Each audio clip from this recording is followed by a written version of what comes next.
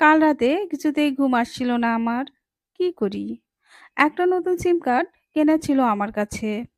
সেটা মোবাইলে সেট করলাম। আমার স্বামী গ্রামের বাড়িতে ছিল। আমি আননোন নাম্বার থেকে মেসেজ দিলাম। আপনি বাড়িতে নেই। সেই সুযোগে আপনার বাড়িতে একজন হ্যান্ডসাম ছেলে একটু আগেই ঢুকলো। আপনার বউ মনে হয় আপনাকে ধোঁকা দিচ্ছে। ইতি আপনার শুভাকাঙ্ক্ষী। ২ মিনিটের মধ্যেই আমার ফোনে স্বামীর মেসেজ এলো। রাতেই ফিরছি। আর্জেন্ট দরকার আছে। ট্যাক্সি পাচ্ছি না, দাঁড়িয়ে আছি। ঘর থেকে তুমি বা অন্য কেউ থাকলে যেন না বের হয়। সামনের বাড়ির জয়িতা বৌদি নজর রাখছে। তখন আমি সামনের ফ্ল্যাটের জয়িতা বৌদিকে আননোন নাম্বার থেকে মেসেজ করলাম।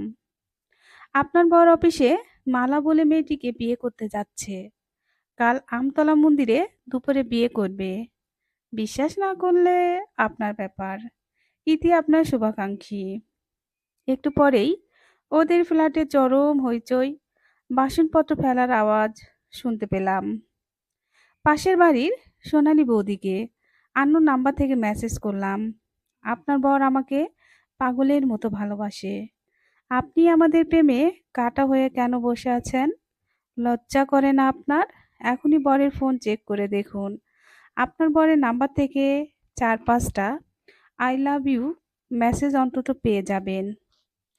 একটু পরেই চরম গন্ডগোলের আওয়াজ শুনতে পেলাম। সামনের বাড়ির রিটায়ার্ড অফিসারকে আননোন নাম্বার থেকে মেসেজ করলাম। আপনার বাড়ির দরজা কাটছে ৩-৪ জন লোক, মুখে কাপড় বেঁধে। তাড়াতাড়ি ছাদে যান।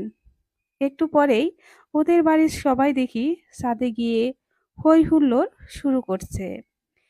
এবার আমার একটু ঘুম পাচ্ছে। পাশের বালিশটা টেনে নিলাম। আহ! কি শান্তি! কি শান্তিতে ঘুম এলো আমার। সবাই ভালো থাকবেন। আল্লাহ হাফেজ।